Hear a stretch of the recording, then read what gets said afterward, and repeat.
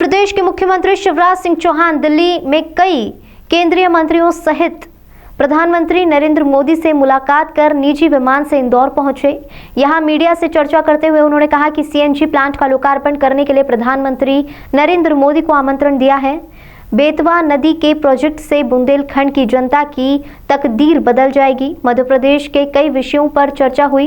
एक प्राकृतिक खेती को प्रोत्साहन दिया जाएगा। केमिकल और फर्टिलाइजर के कारण मनुष्य का स्वास्थ्य खराब हो रहा है। कई तरह की बीमारियां हो रही है। धरती का स्वास्थ्य बिगड़ रहा है। साथ ही मंत्री और मंत्रिमंडल के पास जो जमीन है वहां पर प्राकृतिक खेती पर भी विचार किया जा रहा है। इसी के साथ स्टार्टअप के साथ ही महाकाल परिसर के विस्तार के बाद लोकार्पण के लिए पीएम मोदी से आग्रह भी किया गया है। मैंने प्रधानमंत्री जी से निवेदन किया, इंदौर में कचरे से सीएनजी बनाने का प्लांट कंप्लीट हो गया है।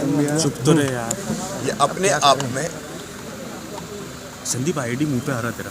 पर्यावरण बचाने का इंदौर का अद्भुत प्रयास है। और सीएनजी प्लांट, उस प्लांट पर जो सीएनजी बनेगी उसका हम सिटी बस में उपयोग करेंगे। इसके कारण भी तेरा आईडी प्रदूषण कम होगा।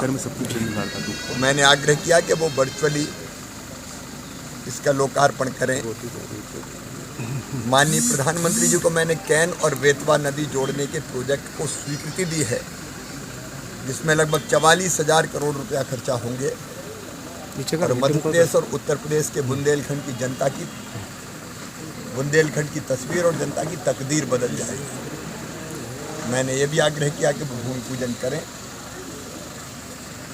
मध्य प्रदेश के कई विषयों पर चर्चा हुई, जिसमें से एक प्राकृतिक खेती है। केमिकल और फर्टिलाइजर के कारण मनुष्यों का स्वास्थ्य तो खराब हो रहा है, कई तरह की बीमारियां, धरती का स्वास्थ्य भी बिगड़ रहा है।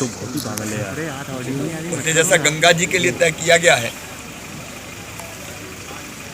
कि गंगा जी के तटों पर प्राकृतिक खेती होगी, मध्य प्रदेश में हमने फैसला किया कि नर्मदा जी के तटों पर 5-5 किलोमीटर दाएं तट पर, बाएं तट पर हम प्राकृतिक खेती के लिए किसान को प्रोत्साहित करेंगे। प्राकृतिक खेती का रकबा मध्य प्रदेश में बढ़े, इसके लिए भी अभियान प्रारंभ किया है। कल मैंने और मेरे मंत्रिमंडल के साथियों ने, जिनके पास खेती की जमीन है, ये तय किया कि कुल जमीन के 1/4 में कम से कम हम खुद भी प्राकृतिक खेती करेंगे और उसके लाभ से बाकी किसानों को भी अवगत कराएंगे। मध्य प्रदेश में स्टार्टअप के क्षेत्र में भी हमारे बच्चे बहुत बेहतर काम कर रहे हैं। पिछले दिनों स्टार्टअप इन कॉन्क्लेव में मैं यहाँ आया था। 5 तारीख को फिर मैं मध्य प्रदेश के हजारों बच्चों से जुड़ रहा हूँ।